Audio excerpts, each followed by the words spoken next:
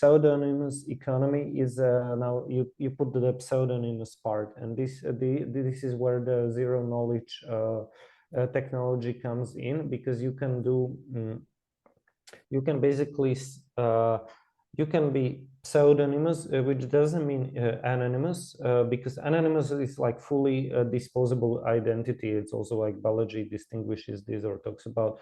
And pseudonymous means like you can be like kind of you have a pseudonym. So for example, the US was founded by pseudonymous founders, like when they were writing like some these Federalist letters, if I'm correct, they were using pseudonyms. So you could, a pseudonym is like you can accrue or you can build a reputation on a pseudonym, and you build some kind of like a karma. So for example, on Reddit, you have a pseudonymous communities, and not communities, but people commenting on subreddits and building karma there. So you have a karma.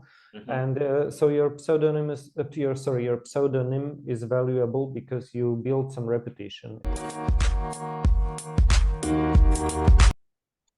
Hello, welcome back to Mtambo's Desk, a weekly podcast covering deep conversations on technology, philosophy, complex science, and cryptocurrency.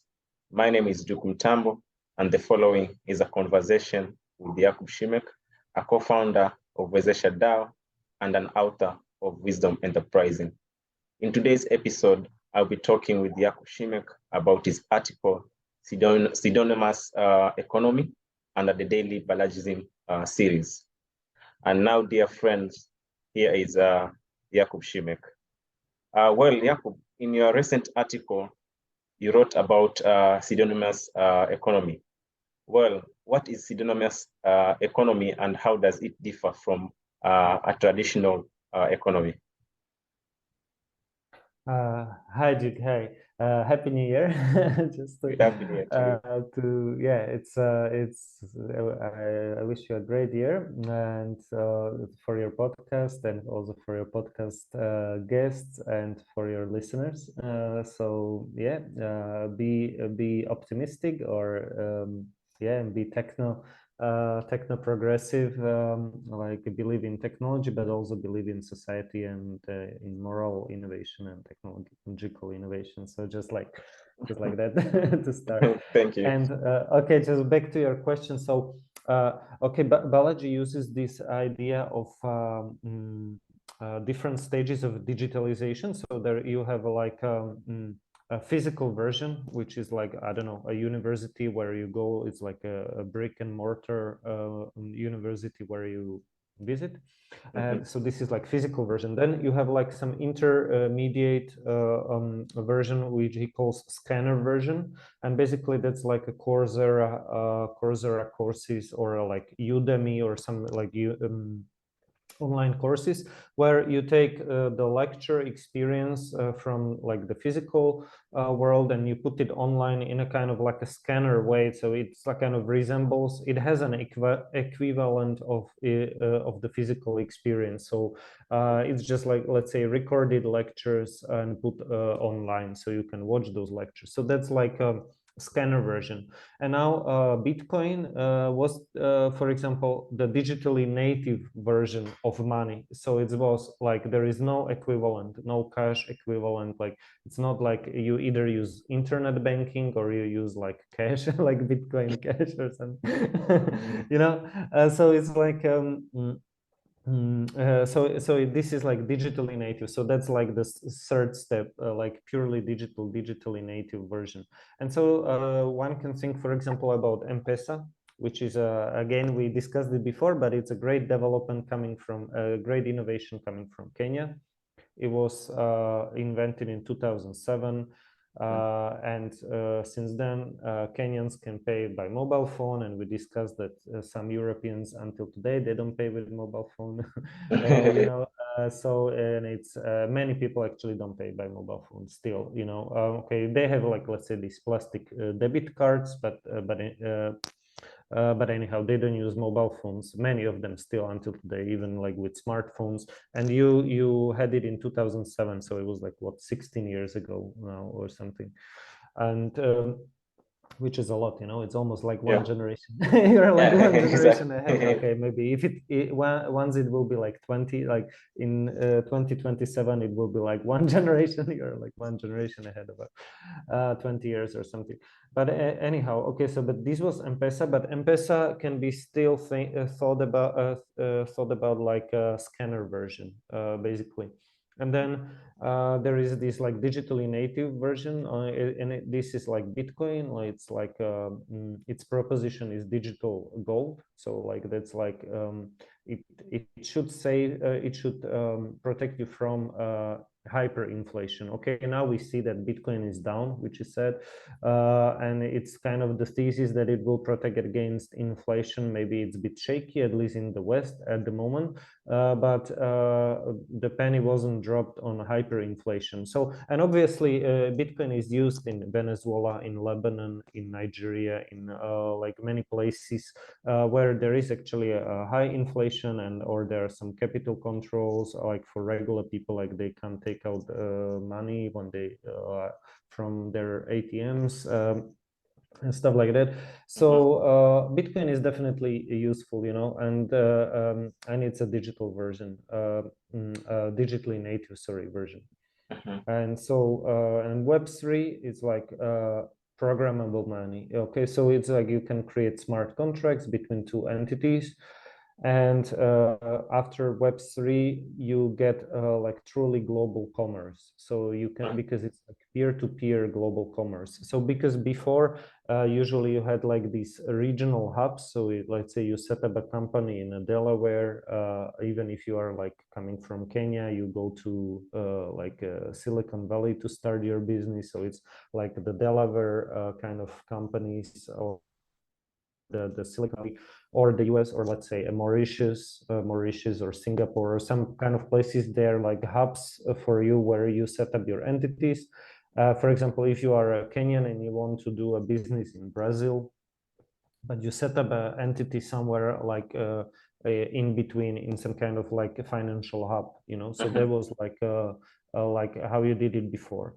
But in a current I mean, currently with Web3 protocols, it is possible, and it will be easy, much easier still once the technology matures, to do digitally native forms of global commerce, peer-to-peer. So you can like, I don't know, set up a DAO on Ethereum, and your partner in Brazil can set up a DAO, or you can just like, it's a rule of code, not just rule of law, but the rule of code, you know, because it's executed by smart contracts, by code, you know, so yeah.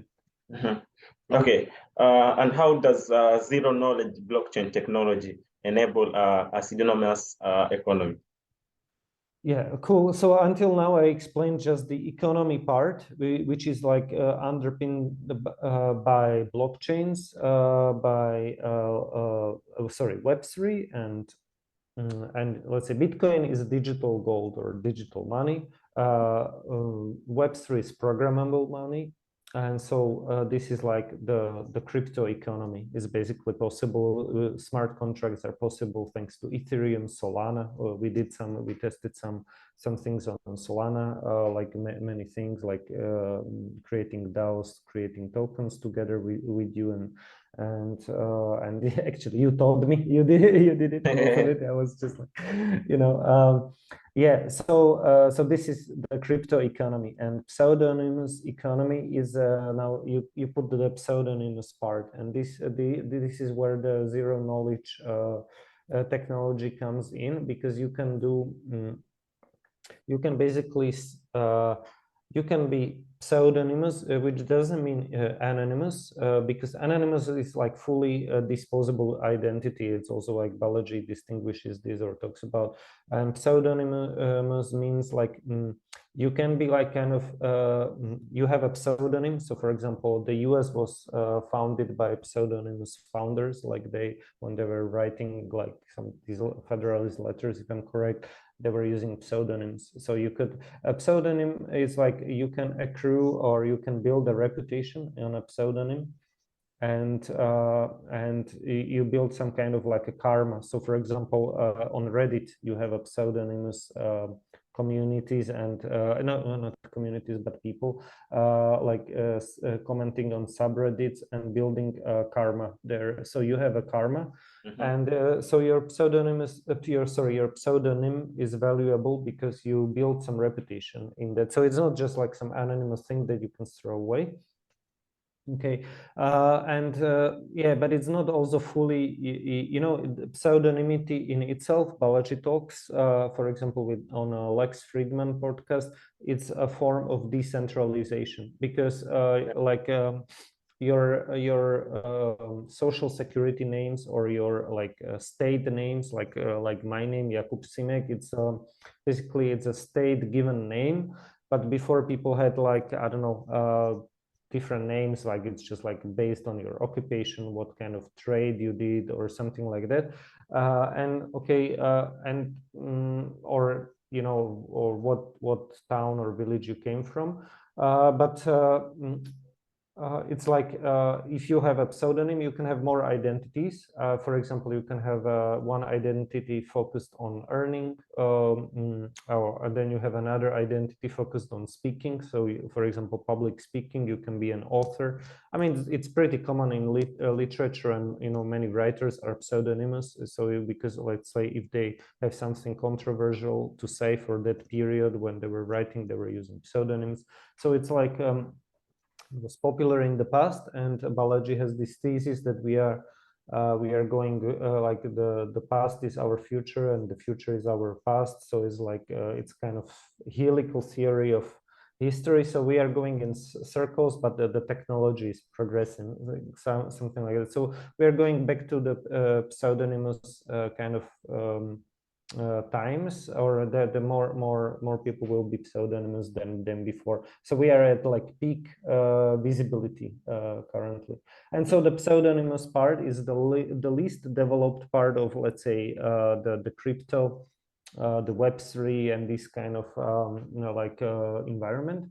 But it's underpinned by this like zero knowledge technology, which means that you can selectively disclose, like give someone like viewing keys, and selectively disclose only information you want. For example, you are a pseudonymous person on the internet, but you want to prove your skills. So like, I don't know, you just disclose your portfolio, or you disclose your age, let's say, because I don't know, or if you need to, or you disclose, I don't know, some or for example, you can have like a karma.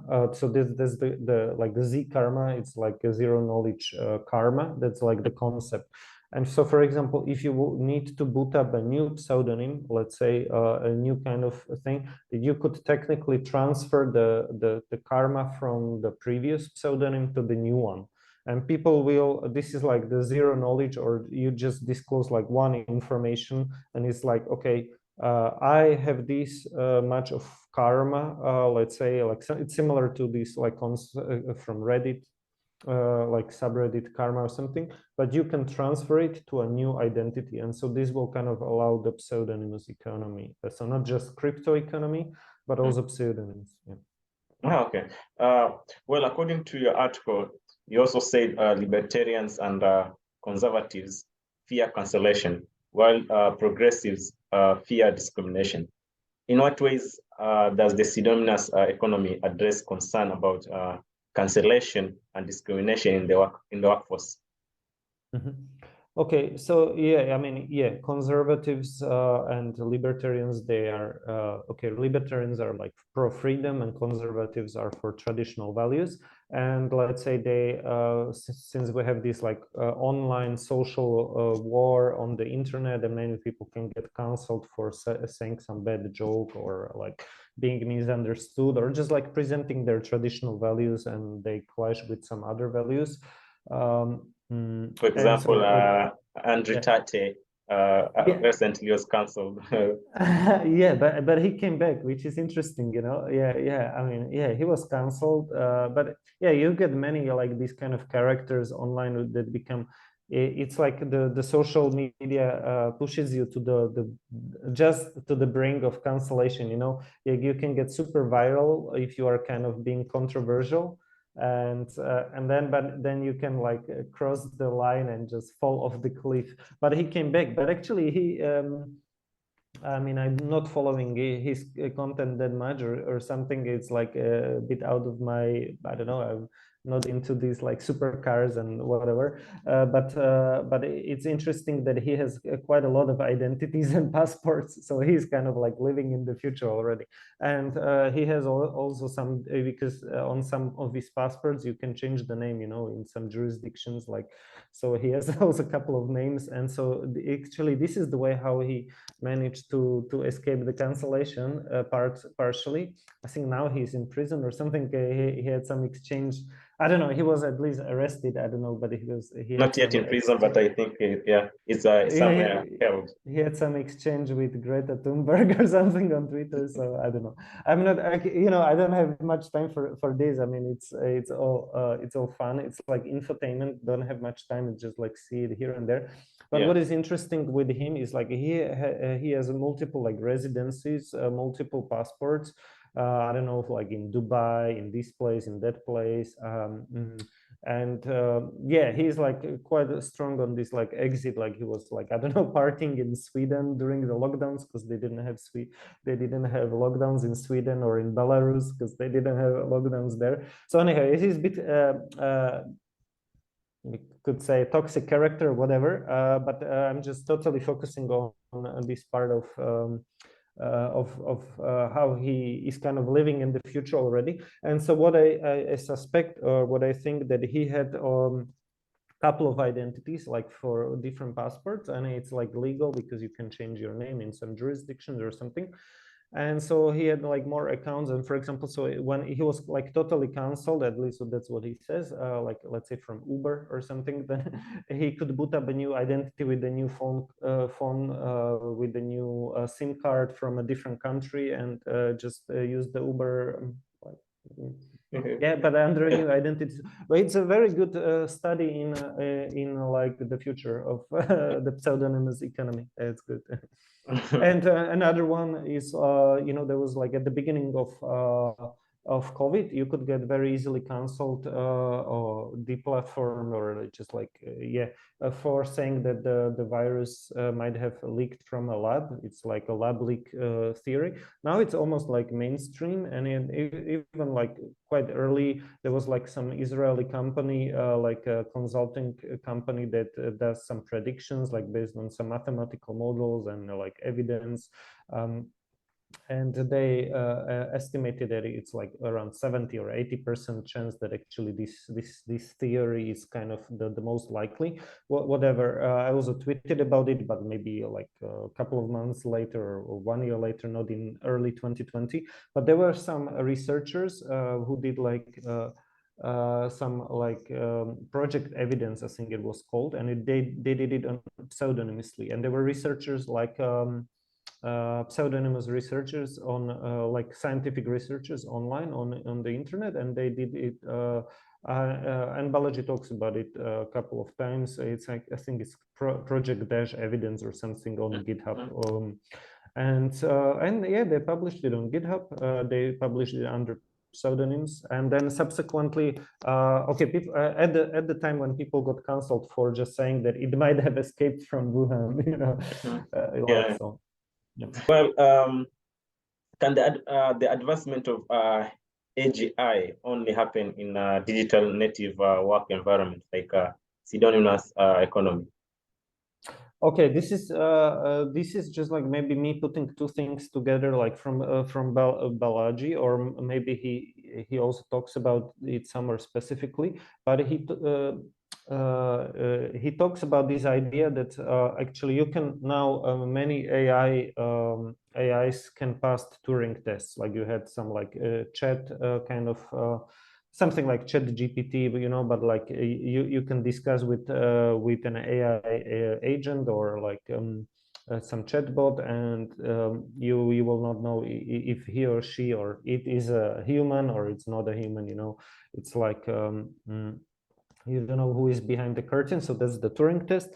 But Balaji says that the next step would be like a group Turing test, meaning like you have a group of AI agents collaborating together and let's say maybe chatting together. If a group of AIs chat together, you might find out actually that there is something off, like they're maybe probably not human, because it's like a group of them chatting and they might make some mistakes. So it's different if it's just like one AI talking to you, but if it's a group talking between them, you might find out that okay, there is something off and the technology needs to improve. But like to advance to advance the AI, you would need basically a digitally native economy to do it, because AIs are like they're like they're okay being online, you know, and collaborating there. And so you would need to have like something like where they can get paid. And you have a global currency like let's say Bitcoin or Ethereum or Solana, some protocols, and maybe they could collaborate on some smart contracts. So basically this is like the third case for pseudonymous economy. At least that's how I wrote it in the article. So cancellation, if you are conservative or libertarian, then there is discrimination we didn't discuss, but basically it's like the concept of blind auditions. So for example, if you are under pseudonym, nobody knows, like let's say if you are from Kenya, or you are let's say if you're from Nigeria or Norway, you know, you can you know, it's like you could technically, when you work remotely, you could work from Nigeria for a Norwegian company or DAO or something, and nobody should have a problem with it, or should even care that you are not based in Norway, but you are in Nigeria, you know. I mean, technically in the new economy, pseudonymous economy, yeah. I mean, that's like the ideal, but it will be possible thanks to technology and let's say like things like DAOs that are also like digitally native entities built on chain. And so the third case is like okay, people need it, like people need pseudonymous economy to prevent cancellation and prevent also discrimination, to create a meritocracy. So only your skills should matter, not like where are you from, what's your age, what's your ethnicity and gender and this and that. So that's like kind of more like progressive case for pseudonymous economy. So you have libertarian, conservative, and also progressive case. But the technologically progressive, it's like the technological progressives, they fear the technological stagnation. So technological progressives fear technological stagnation, and they should yeah, and therefore we should have this pseudonymous economy also for advancement of AIs. So for example, then you can collaborate with AI agents, and they can be paid in cryptocurrencies, and maybe they can pass like a Turing test. Like let's say you give some task to an agent, and you don't know if they are human or if they are machine, but they will complete the task and they get paid for the task. Let's say of writing an article, like let's say marketing article, and you don't know if it was a ChatGPT writing it or a human writing it, then you can you can, but the idea is that okay, but you need to pay those people or those agents, and they will be probably paid in cryptocurrencies, because it's like digitally native and global currencies. So that's the idea of pseudonymous economy for also, and the case for it is also tech progressivism and the advancement of AI, not just humanity. Yeah. Okay. As we end up this conversation, how does the concept of pseudonymous economy align with the idea of Deleuzian individuals and mimetic tribes on the internet? Yeah. Okay. So it's like with the okay, so you have like individual, that's like we, like people, like one person, But Deleuze, he came up with this concept of individual. So it's like you take away the in, and so basically it's like you can have like multiple identities, and it's kind of a little bit like schizophrenic, you know, like in the morning you can be, I don't know, this identity, and in the evening you can be that identity. And for example, you have like one speaking, one I don't know, earning identity, and you can have like one, I don't know, which is going, I don't know, gaming or something identity. You can have many of them. So, and it should be perfectly fine. Of course, you shouldn't do anything illegal, and this should be kind of. But you can like disclose only partial information. So if you have a working identity, you disclose your CV or your skills. If you have a, let's say, a speaking identity, you can disclose your previous speaking geeks or something like that. So yeah, and so this is the Deleuze and his like individual idea. And then you have another okay, like the opposite move towards like these tribes. So not just individuals and even like individuals, which is like kind of but like atomizing kind of move, but also like something that is more like into some retribalizing of the world. So it's like retribalization of the world. It's also Balaji talks about it, and so we are retribalizing in some kind of memetic tribes. So for example, within crypto, you can have some Bitcoin maximalists, or let's say some Ethereum maxis, ETH maxis, or how to say. Then you can have some like Solana people, or people who are more like pro Web3, and then you have some people who are like, no, but it's only Bitcoin and all the others are shit coins. Like all the other coins are shit coins. So these are like, let's say, this is just like one within one crypto Twitter or something. You can have like, I don't know, dozens of tribes who can fight each other or something. So yeah, and this then creates the cancellation and discrimination, whatever, as well. So, but pseudonyms are important because then it's you focus on meritocracy. You focus only on what is being said and not who is saying it, and then you can't do like the character assassination. So you can't do just like attacking the person, you know. Yeah. So you can attack their ideas, but not the person. So once they are under pseudonym. Yeah. Jakub Simek, thank you once again for your time at Mtambo's desk. Thank you, Duke. Take care and see you soon. That brings us to the end of this episode. If you enjoyed listening to Mtambo's Desk podcast, please subscribe, give this episode a thumbs up, and be sure to come back next week for another episode. Until then, this is Duke Mtambo, and don't forget to do good always.